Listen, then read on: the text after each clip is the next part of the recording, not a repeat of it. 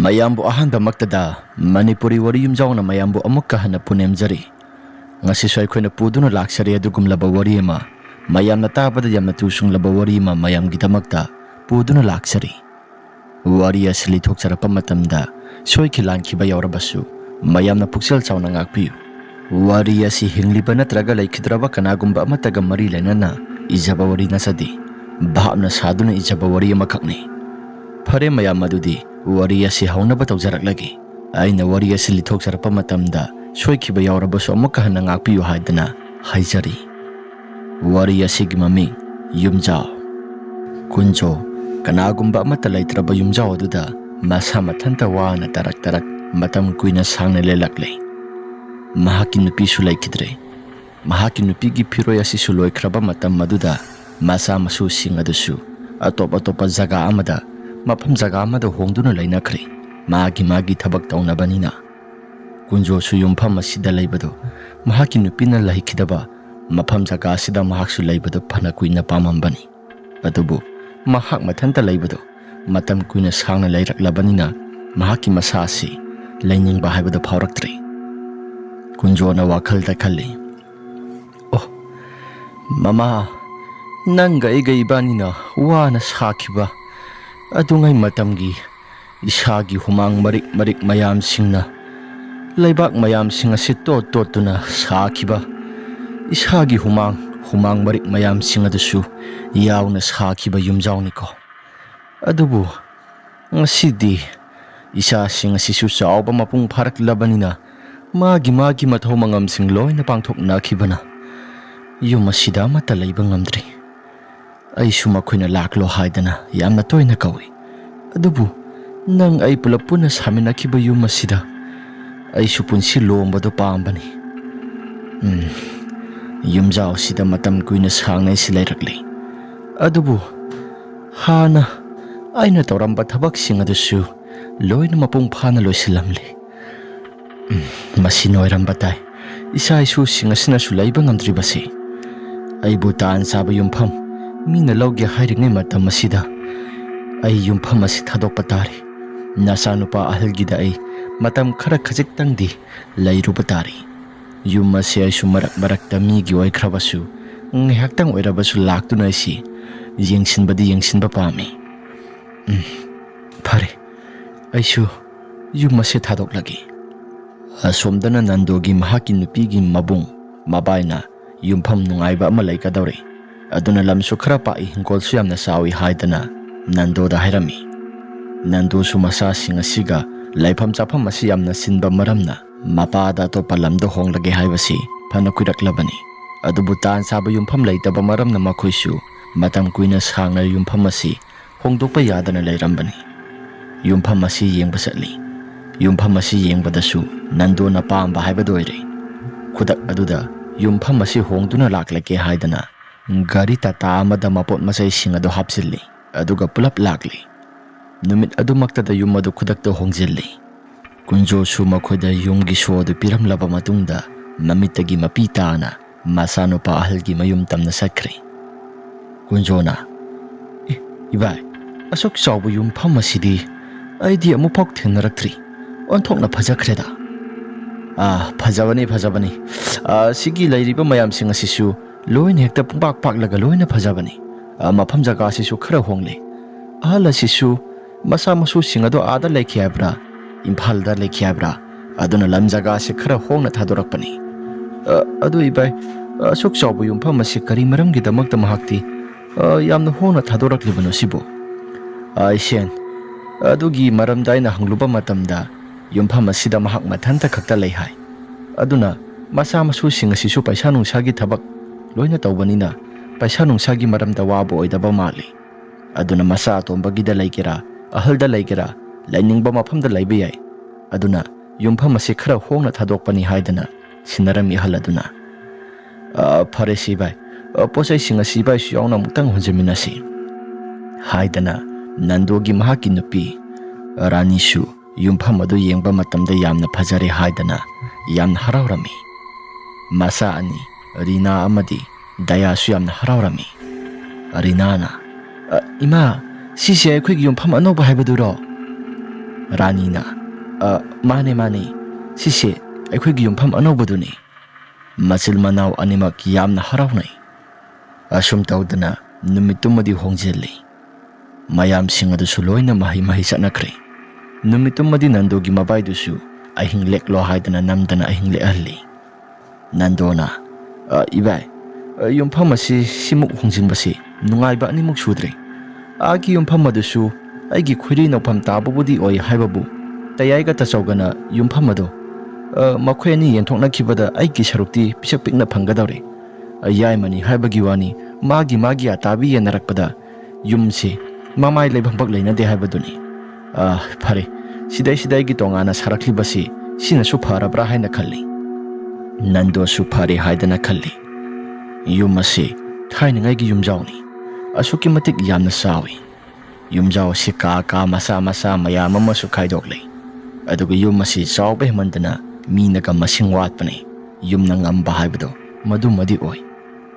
ꯔꯥꯅꯤꯅ ꯑꯗꯣ ꯌꯨꯝꯁꯤꯕꯨꯗꯤ ꯌꯥꯝꯅ ꯐꯖꯩ ꯍꯥꯏꯕꯕꯨ ꯂꯩꯔꯤꯕ ꯑꯩꯈꯣꯏꯒ ꯌꯨꯝ ꯑꯁꯤꯒ ꯌꯨꯝꯁꯤꯅ ꯏꯉꯝ ꯉꯝꯕꯒꯨꯝ ꯑꯩꯗꯤ ꯏꯁꯥꯁꯤ ꯌꯨꯝꯅ ꯉꯝꯕꯁꯦ ꯀꯌꯥ ꯍꯩꯅꯗꯦꯀꯣ ꯅꯟꯗꯣꯅ ꯌꯥꯔꯦꯁꯤ ꯃꯇꯝ ꯈꯔꯒꯤ ꯃꯇꯨꯡꯗ ꯏꯆꯥꯅꯨꯄꯥꯁꯨ ꯈꯔ ꯉꯟꯅ ꯅꯨꯄꯤ ꯊꯤꯍꯜꯂꯅꯤꯗ ꯑꯗꯨꯒ ꯃꯆꯥ ꯃꯁꯨ ꯃꯌꯥꯝ ꯑꯃ ꯄꯣꯛꯊꯣꯛꯆꯔꯒ ꯌꯨꯝ ꯑꯁꯤ ꯄ꯭ꯔꯤꯛ ꯁꯧꯕ ꯃꯈꯩ ꯂꯩꯔꯒ ꯂꯣꯏꯔꯦ ꯀꯩꯅꯣ ꯔꯥꯅꯤꯅ ꯁꯤꯕꯨ ꯋꯥꯅꯤꯅ ꯉꯥꯡꯉꯤ ꯌꯦꯡꯉꯨ ꯇꯥꯅꯤꯡꯗꯦ ꯆꯠꯂꯣ ꯍꯥꯏꯗꯅ ꯃꯈꯣꯏ ꯃꯌꯥꯝ ꯑꯗꯨ ꯋꯥ ꯅꯣꯛꯃꯤꯟꯅꯩ ꯑꯁꯨꯝꯅ ꯑꯍꯤꯡꯒꯤ ꯃꯇꯝ ꯑꯗꯨ ꯌꯧꯔꯛꯂꯤ ꯑꯍꯤꯡꯒꯤ ꯃꯇꯝ ꯑꯗꯨ ꯌꯧꯔꯛꯄꯗꯨꯗ ꯅꯟꯗꯣꯁꯨ ꯃꯁꯥꯗꯣ ꯑꯣꯂꯥꯡ ꯑꯣꯟ ꯁꯥꯎꯕ ꯇꯧꯏ ꯍꯥꯏꯗꯅ ꯃꯅꯤꯡ ꯊꯪꯕ ꯁꯔꯨꯛ ꯑꯗꯣꯝꯗ ꯍꯪꯆꯤꯠ ꯂꯥꯡꯒꯦ ꯍꯥꯏꯗꯅ ꯃꯅꯤꯡ ꯊꯪꯕ ꯀꯥꯒꯤ ꯂꯩꯔꯤꯕ ꯊꯣꯡꯅꯥꯎ ꯑꯗꯨ ꯍꯥꯏꯐꯦꯠ ꯍꯥꯡꯗꯣꯛꯏ ꯑꯗꯨꯒ ꯃꯁꯥꯗ ꯅꯨꯡꯁꯤꯠ ꯑꯗꯨ ꯈꯔ ꯃꯈꯩꯁꯨ ꯌꯥꯏꯍꯜꯂꯤ ꯅꯟꯗꯣꯒꯤ ꯃꯕꯥꯏ ꯊꯣꯏꯕꯅ ꯅꯨꯡꯁꯤꯠ ꯑꯁꯤꯗꯤ ꯑꯣꯟꯊꯣꯛꯅ ꯅꯨꯡꯉꯥꯏꯈ꯭ꯔꯦꯗ ꯁꯨꯃꯥꯏꯅ ꯁꯨꯝ ꯅꯨꯡꯁꯤꯠ ꯑꯁꯤ ꯁꯤꯜꯂꯛꯂꯕꯗꯤ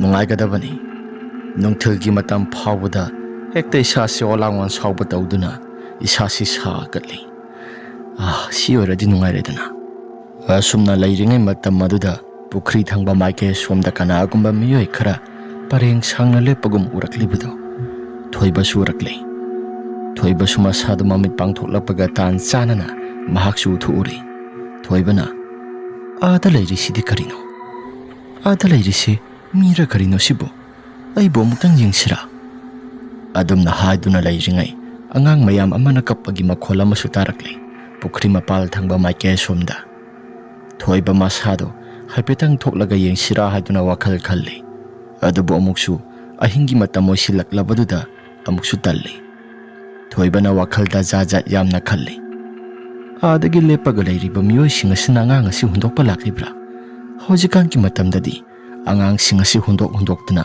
ꯃꯌꯥꯝ ꯑꯃ ꯊꯝꯅꯔꯕꯅꯤꯅ ꯑꯩꯕꯨ ꯑꯃꯨꯛꯇꯪ ꯌꯦꯡꯁꯤꯔꯥ ꯊꯣꯏꯕ ꯃꯍꯥꯛꯁꯨ ꯖꯥꯠ ꯌꯥꯝꯅ ꯈꯟꯗꯨꯅ ꯃꯈꯨꯠꯇ ꯆꯩ ꯑꯃ ꯄꯥꯏꯗꯨꯅ ꯄꯨꯈ꯭ꯔꯤ ꯃꯄꯥꯜ ꯇꯝꯅ ꯂꯥꯛꯂꯤ ꯑꯁꯨꯝꯅ ꯂꯥꯛꯂꯕ ꯀꯥꯟ ꯑꯗꯨꯗ ꯄꯨꯈ꯭ꯔꯤ ꯃꯄꯥꯜ ꯊꯪꯕ ꯁꯔꯨꯛ ꯑꯗꯣꯝꯗ ꯂꯥꯛꯂꯕ ꯀꯥꯟ ꯑꯗꯨꯗ ꯀꯅꯥꯒꯨꯝꯕ ꯑꯃꯠꯇꯁꯨ ꯂꯩꯔꯝꯗꯦ ꯊꯣꯏꯕ ꯃꯁꯥꯗꯨ ꯏꯉꯛꯉꯛꯂꯤ ꯃꯍꯥꯛꯅ ꯉꯁꯥꯏ ꯎꯈꯤꯕ ꯑꯉꯥꯡ ꯑꯗꯣ ꯀꯗꯣꯝ ꯊꯪꯕ ꯁꯔꯨꯛꯇꯒꯤꯅꯣ ꯍꯥꯏꯕ ꯃꯍꯥꯛꯁꯨ ꯃꯈꯣꯜ ꯑꯗꯨꯒꯤ ꯃꯥꯏꯀꯩ ꯇꯝꯅ ꯀꯣꯏꯆꯠ ꯆꯠꯂꯒ ꯌꯦꯡꯉꯤ ꯃꯃꯥꯡ ꯊꯪꯕ ꯁꯔꯨꯛꯇ ꯑꯃꯨꯛ ꯆꯠꯂꯤ ꯃꯅꯤꯡ ꯊꯪꯕ ꯁꯔꯨꯛꯇ ꯑꯃꯨꯛ ꯃꯈꯣꯜ ꯑꯃꯨꯛ ꯇꯥꯔꯛꯏ ꯃꯅꯤꯡ ꯊꯪꯕ ꯁꯔꯨꯛꯇ ꯑꯃꯨꯛ ꯆꯠꯂꯤ ꯑꯋꯥꯡ ꯊꯪꯕ ꯃꯥꯏꯀꯩ ꯁꯣꯝꯗ ꯑꯃꯨꯛ ꯃꯈꯣꯜ ꯑꯗꯨ ꯇꯥꯔꯛꯏ ꯃꯈꯣꯜ ꯑꯁꯤ ꯍꯣꯡꯗꯨꯅ ꯇꯥꯔꯛꯄꯗꯨꯗ ꯊꯣꯏꯕ ꯃꯁꯥꯗꯣ ꯀꯔꯤꯒꯨꯝꯕ ꯈꯔꯗꯤ ꯈꯜꯂꯛꯂꯤ ꯃꯐꯝ ꯖꯒꯥ ꯑꯁꯤ ꯀꯩ ꯊꯥꯏꯅꯉꯩ ꯃꯇꯝꯗ ꯀꯩꯒ ꯇꯧꯈꯤꯕꯒ ꯂꯩꯕꯖꯥꯠꯅꯣ ꯑꯩꯗꯤ ꯑꯣꯟꯊꯣꯛꯅ ꯇꯜꯂꯦꯗ ꯐꯔꯦ ꯑꯩꯁꯨ ꯑꯉꯥꯡ ꯑꯁꯤꯒꯤ ꯃꯥꯏꯀꯩ ꯇꯝꯅ ꯀꯣꯏꯆꯠ ꯆꯠꯇꯨꯅ ꯑꯃꯨꯛꯇꯪ ꯌꯦꯡꯒꯦ ꯊꯣꯏꯕ ꯃꯁꯥꯗꯣ ꯑꯍꯤꯡꯒꯤ ꯃꯇꯝ ꯑꯗꯨꯗ ꯑꯀꯤ ꯑꯈꯪ ꯑꯃꯠꯇ ꯍꯦꯛ ꯅꯪꯗꯅ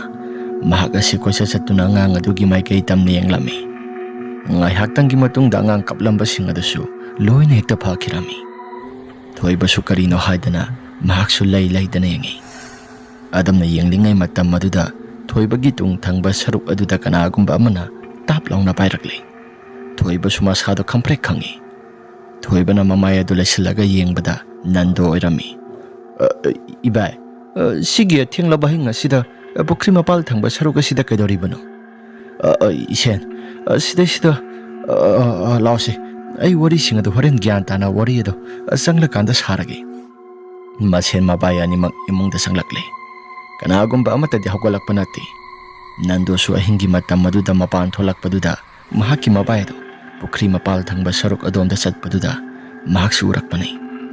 Mabai ki manak tamna kari kumba amata tawdana lakpani. Mabai ki matau sing adu yengna. Adabu mabai do kari kumba posak ama thibagum tawribado. Mabai su dum yengibado. Mahak su ayat patawda khara thuna tapna sangsilaba matungda mabai da tap launa pairakpani. Madudani thoibana khamprek khanglibado. Wari sing adu imung da sanglaklaba matamda tamsira haiduna khalli. Adabu yum masing asi kakta hongjinbada ngairiba matam oibanina thoiba su kaya thoina amate hek tamlamde. Ibai nasado kaidawragi kaino mitau tawida. Nando kesu thoidokpa mata tawdeda aisi mapan sum thoklambani. Aduda hodong khongba makhol ama taraktana pukri mapal thangba saruk asom sida sum yengubani. Kesu thoidokpa budi amata leiramdre. Hodong ado dum siangkraba mali. Nando su karigumba amadi khalle haibasi wakhalda dumakti khalli. Adubu ka hena phataba wakhaldu di amata khaludre. Nandona pharesi bai thong ase thingjilage ibai su nungaina pathabiro. Nando na hairaklibo wafamado thoiba su hoi haidana yare. Asum tawdana nongalak matungda thoiba su mahaki thabak mayam ama lei haidana yum ado thadoktuna dumak satkirami. Yum ado thadoktuna satlamdagi matamda mahakna sumna khalli. Aigi san nupi asi mafam jaga asida hongdoktuna laklibasi. Phare numit nini humni leiraga isu wari sing ase tamlagi. Natragadi angang sing ase khudong thibada soidana thokpa tari. Numit mangani phadri phawbasidi aisu karigumba amata hairaroigi. Haidana Nandogi mahaki mabai du sodamak satkirami. Nando su thaba ingkhang tawunina mahaksu office athok chatsin adumak tawi. Rani na imung manunggi thaba ingkhang tawdunu lei. Masa ani du su school sakhi. Rani na imung manunggi thaba ingkhang subalo silaba matungda mahaksu ngihaktang di pothagi haidana ngihaktang oiraba suma sado potharami. Asumna pothaduna leiringai matam maduda mahaki mamang thangba saruk adomda kanagumba mihoy ama lakpagumna mamang thong thangba saruk adomdagi kanagumba mihoy amana kaurakle. Madu kaubagi makhol taba kanaduda Rani masado mamang oy kariboy phatlauna hogotli. Aduga kanano haidana yengi kanagumba amata di leiramde. Adubu Rani ki masada khara makhadi singnabadi phawre. Rani na hausiwaida aigi mamang thong thangba saruk asida kanagumba ama lakpagi makhol ama takhibadaine. Rani su adumna hai. Adubu Rani mahaki masada karino kanano hausi kaukibado hairaga masado singnabana pik thalakle. Rani kainoda hausipu hairaga Rani wakhalda jajat khanduna leiringai matam maduda mahaki tung thangba saruk aduda kanagumba misak ama tuba samlaga sakibagumna sanil khara phanglakle. Rani sodumna phanglakpaduda mahaki masado sarang narakle. Tung laithoktuna muk yengi adubu kanagumba ama thek leiramde. Kainoda aibu hausiwaida tung thangba saruk asida muksu kanagumba miyoy amana wakhalda jaja yamna khalle. Maning thangba mahaki sakhumgi tainana leiriba kaduda kanagumba miyoy khara juju tawduna juja tawduna wari watai sanabagi makhol khara taba phangi. Rani su makhol adu tabada masa ani do halaklabra haiduna khalli. Pung adu su kaya taragi haidana yenglubada pung ama kitang helami. Rani na pung asisu khara makhadi ngalli. Angang sing asisu school halakpagi matam suwali. Aduga tawriba sing asina kari. Rani mahakna kadugi manak tamna sum lakpaduda kado thong su ihai haidoktuna leirami. Manung aduda mi mayam ama langbagi makhol adudi lepa leitana adumak tarai. Rani su thong ado phat haidoktuna yenglubada kanagumba amata di leiramde. Tawriba matau kaya sing asida Rani mahaki masado akiba amadi phawrakle. Nungthilgi matam maduda makha tana muksu pothadre. Ngai hatanggi matungda masa nupi lakle. Masa nupi Rina laklaba matungda haujik tawkiba pumnamak singada loina kawkhre. Ngai hatanggi matungda masa nupa Daya su lakle. Daya laklaba matam maduda Rani na sumna ibungo nang sula abra se nasa nupi ga sak ase phajana sathok minhawla haidana masa ani do sak pijabiri. Asum tawdana mahaksu numidang wairamgi matam yauksilak labaduda Thaba ingkhang kai kaino khara tawsilli. Magi nupa Nando su lakle. Nando laklabaduda Rani na. Ngasi thagi tolop changakani haibado. Pubira abro. Tolop kado sangadabado. Khangdre kaidorabano. Numik khara ni thengthaduna lakani hai. Gyaming gadadida. Yum hongzilubagi paisa nungsa swamata marang kainaga laitabaga. Tolop asinaga phangsilaktabaga. Lainagadoriba mayamsing asidi. Thangadoriba marupsinguk mayamsing asiga. Mathayamna saba haibadoida. Tasyangbamakti Nando matai manaw ani siya kaya thoina paisa paibamakti oidi. Adubu saba thakpa wataba haibadumadi oi. Paisa nungsa yamna paidragasu khara makhidi aduma saba thakpada komba imong ama oibanina kaya thoina wabamakti oidi. Adubu thagi tolo phangakdaba matam asida atay awat apame nagadaba matam singado madu kitang nangaroidra haiduna matai manaw anido wasabani. Numidangi saising sa thokpalo silaba matungda matai manaw anisi magi kasing da pothana basang nakri. Kasing ado asuki matik yamna marang kaina laybanina masanupa amadi masanupi anidusu masa anido magi ka tongan-tongana saduna thami. Masanupi na mamang tangbaka Nando amadi Rani mabani ki ka thangana adumak sari. Ahingi pung tara-taraklaba madugi matam maduda masanupi gi ka thangba maike somda murum sonbagum na makol khara tarai. Rani sumikap tholak patan sanana.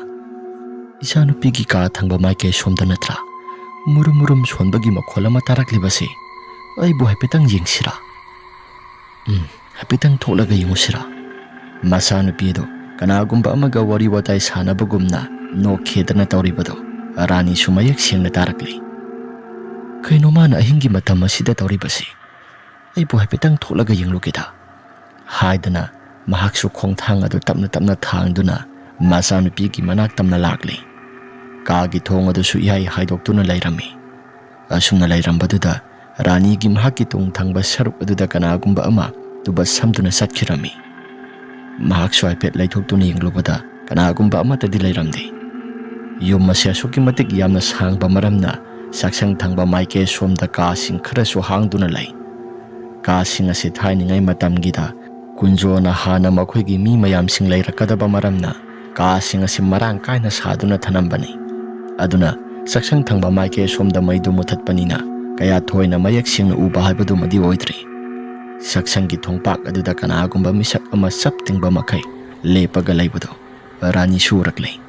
Rani na masanupigi kaada sanggi haibadi kalaktri. Saksang thangba maike somda kanagumba ama lepaga laibado masanupa oibra haiduna masasu jaja yamna kalaklay. Adubu kaubadi amata kauda adum tumina sangi. Kaino sida lairisi isanupara. Masi amata suleng batauda adum tumina hektalay. Haidana Rani su khara thuna khatang thuna sangsilli. Adubo sangsiluba matamda kanagumba amata sulairamdri. Mafam marang khangdana mimang magtuda swai launa hekta mangki. Madu urakpada Rani masado koksaubi kaba haibado irakli. Aduga somdana masanupi Rinado mahaksu mathanta punokta noktuna kanagumba amaga wari watay sanabagumna tawi. Ngasay makai Rani na tawriba pumnamak singasi masanupi Rinadi amata khangbasa nati. Masado akitujungba khara phaurakhtuna yumasida makhoi marikak natana kanagumba amata hek laitabani. Masanupidugi manakta khara thuna sangsilli. Thong adusu ihai haidoktuna lairambaduda phatlauna sangsilli. Aduga masanupi Rinado maya ihihigatuna phaklang lomda laisinduna mamayado noktuna lairami. Rinagi matawaduda Ranina Bema nangte hujik phaba kedoriba. Mamana adumna kaurakpaduda Rinado masado khamprai khangi. Aduga laitholakli. Ima sida isi ama lairisi ubra. Makudombi do phaklang lomda thilli. Adubu Rinana uriba misak ado Rani di amata udi. Rani su masanupi ki mataw aduda ngakpana kham thengli. Masanupi na tawrakliba mataw singa si karino haibado mahaksu khanjanay. Kaino sige ngang si kaino. Hai kanagumba amata laisulaitana kanalay ginangbo kanagumba amata laiti. Ima tu phaklang asida kanagumba ama isi ama lairisidi. Ima de ngaga mahakna yamna sawi ka sidagi thokro hairai. Ima nang khitang thuna thokro. Hai choro yamna ngangaro la khara thuna thoksila. Ranisu masanupigi mataw aduda masado pakhatpana pik thalakli. Asumna ngangnaduna lairingai matam aduda kaagi thong ado mathanda gamlauna thingchingkhre. Ranisu masado khamprek khangi. Aduga haujeng ngaktangi mamangda uramba mitam mado Rinasu kanagumba amate ukhidraba male. Maning thong thangba saruk asisu gap launa nomba horakli. Aduga saksang thangba sarukta khajiliba thong asisu kanagumba amana manung thangba saruk sakum thangba saruk adomdagi dagdag launa thinba horakli. Mataw sing aduda Ranina law napagi manakta khara thuna thoksilaw tawriba mong mataw sing asi kainomi tawri haidana masanupi Rinado puthokhtuna tholakli. Aduga makhoigi kaada sanglaklaba matam aduda thong adu sechetna lonsilli. Ngasai makhadagi tawriba mayam pumnamak sing asi mahaki nupa Nando di amata taba jat nati nungai na isisiba makai adumak pothari. Kaino yum masi hana kai thabak tawkiba thokhiba ga leigi asuk yamna kaino khara tawriba sidi as sumaina sum tawrabadi isa sing sidi laitana leiba ngamgadra.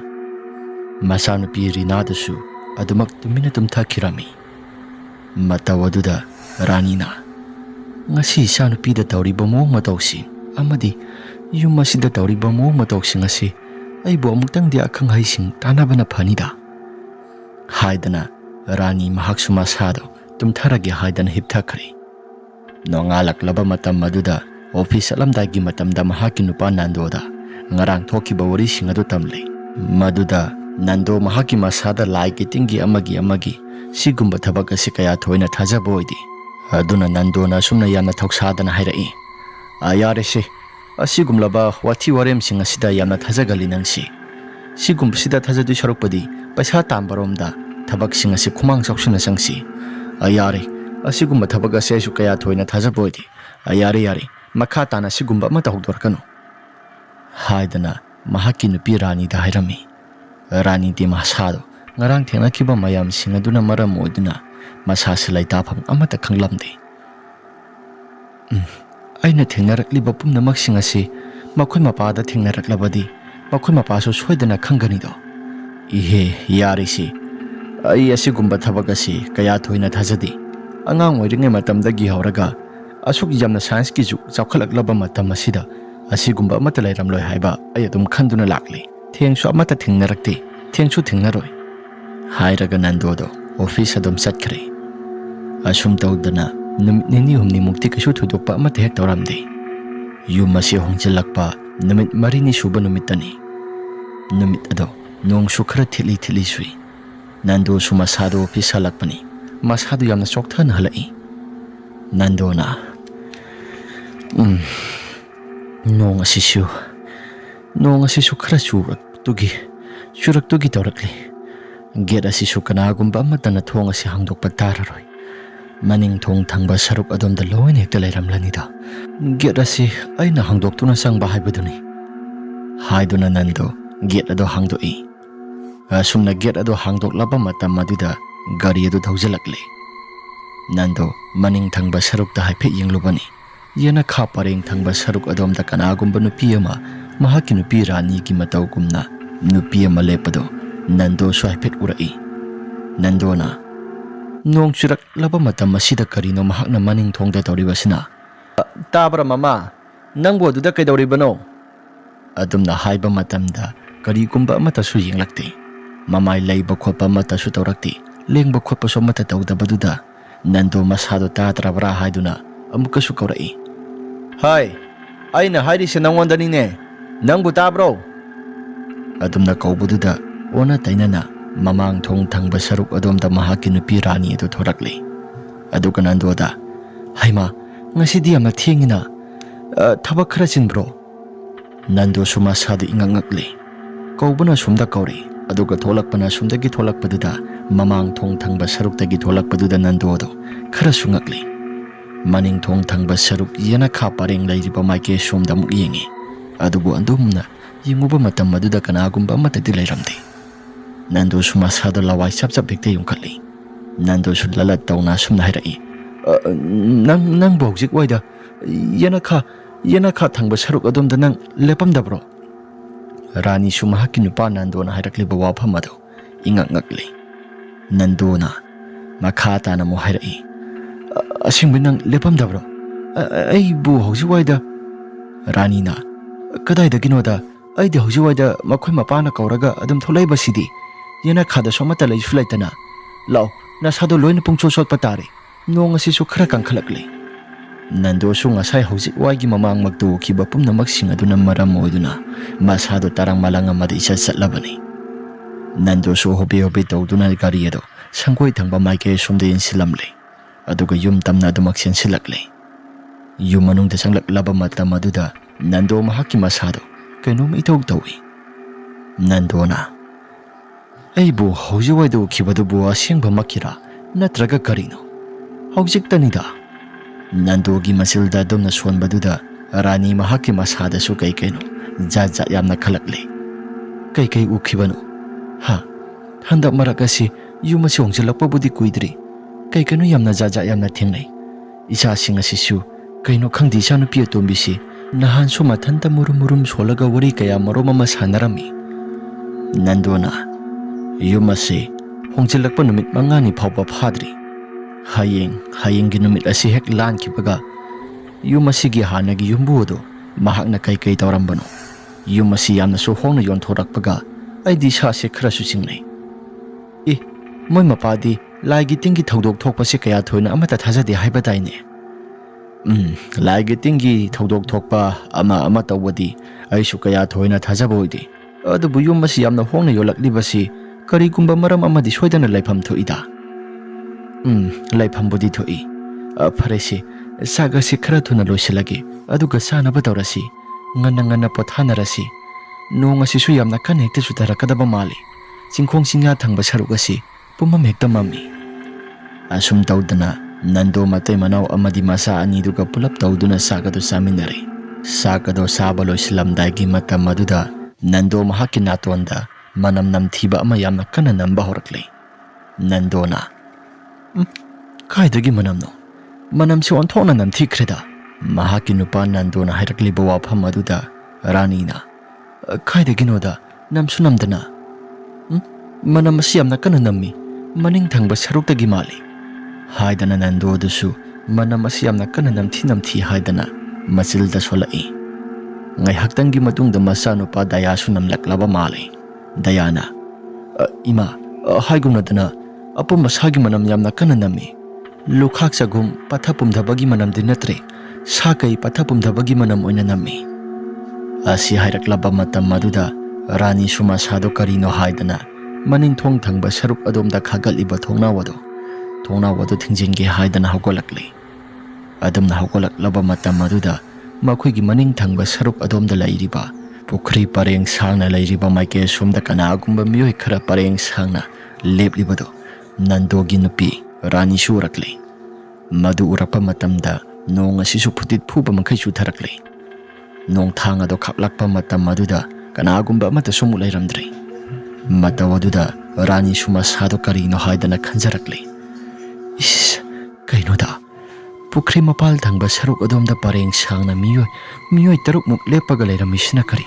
Aduga nong ase khaklakpa matamda maingal asigi marum masida leiramgadra hena ugadra hairaga swai laun hekta mangkiba. Asi hairaga Rani do thong ado phatlauna thingzilli. Aduga manam namlamba pumnamak singadu so amata namkidri. Sagado sathokpa loisilli.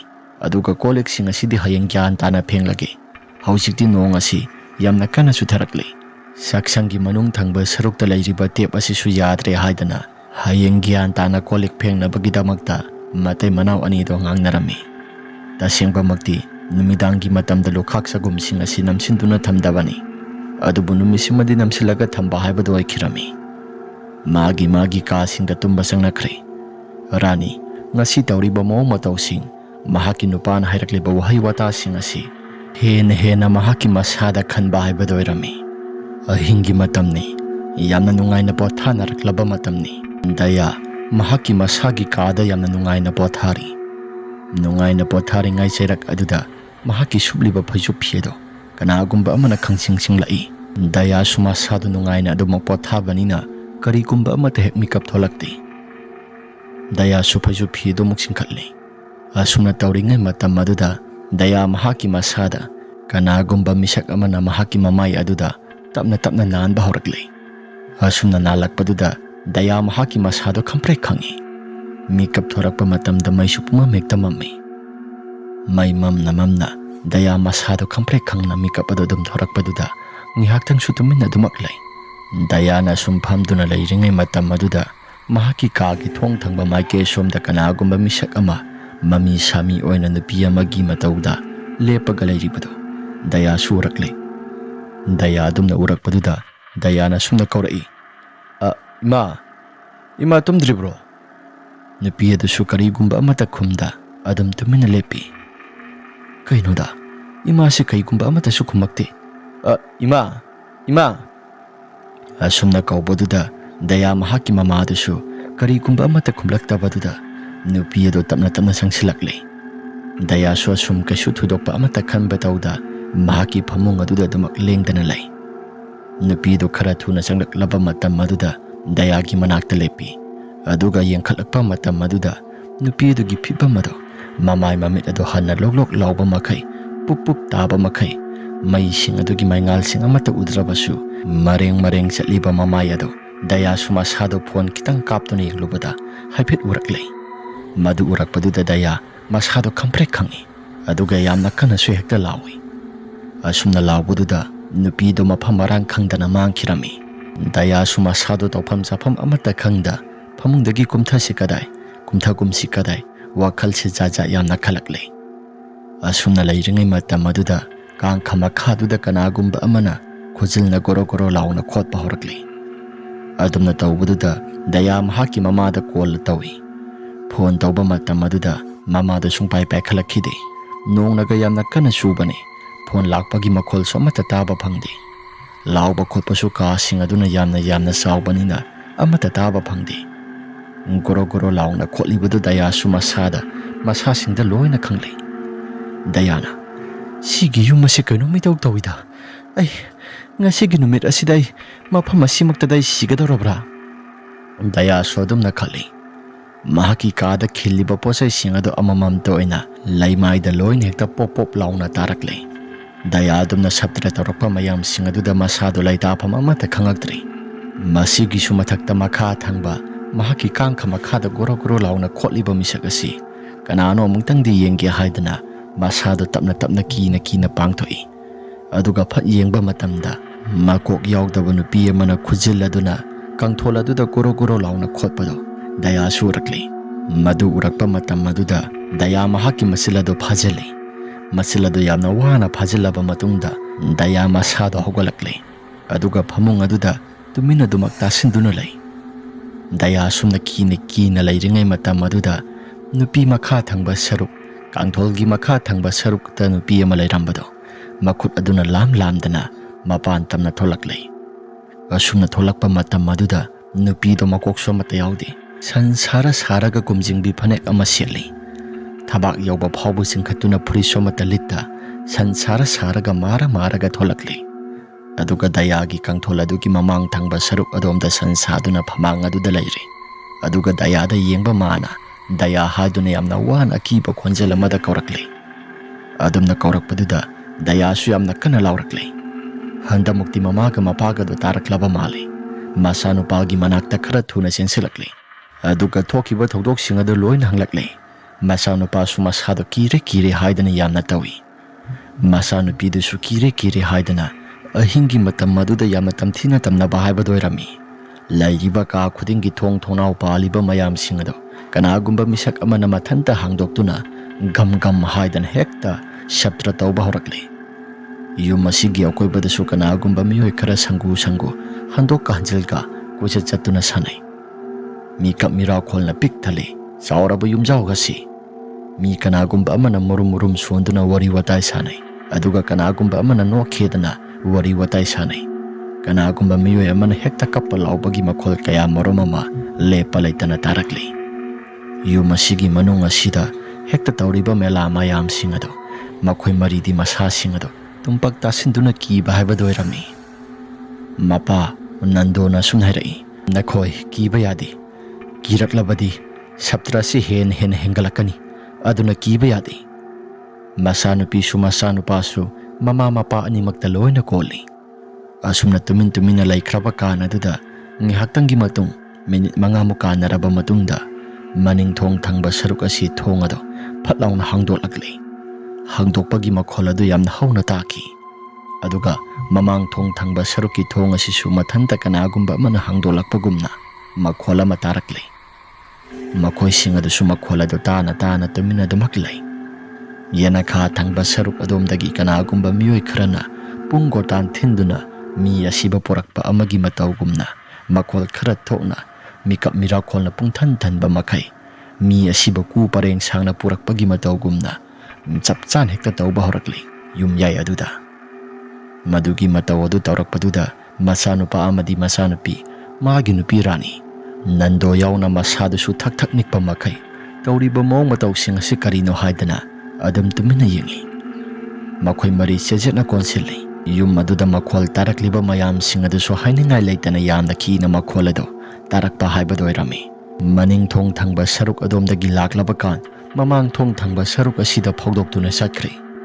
Makhol ado asum yamna hauna tai aduga mami sami oina miyoi kharana ku pareng sangna puduna pungjal gotan thin-thinduna pukiba mayamsing ado makhoi mari su mamita sangsang urakli. Makhoi mari kibana laitafam amata khangdri. Nandona fai yumpham asi yamna hongna yonsilakliba Kunjo nang aina kaidawrakke haibado nang namit thitna yengu. Nando su masado mai hobo makai saurakli. Asigumlaba yumpham asi kari maramgidamakta yonsilaklibano haibado Nando su mai hobo makai saurakli. Numitumadi waraba suwana nonganba phawbada ngaire. Nongalaklaba matam maduda Nandogi mabai thoibaga pulap tanana wari watai khara sanare. Mahaki nupi amadi masasingsu skul amata chanakhide. Mahaki nupi su yumdagi amata hendohande numitumadi. Thokiba thokdoksing adugi warising adu loina tamle. Maduda thoibana sumna hairai. Hoini ai sumadugi yumpham ado hana lakpa numit aduda isase kainom itaw tawi. Pukri mapalda tholiba thokdoksing adusu aina nangwanda loina tamsira haiduna khanbani.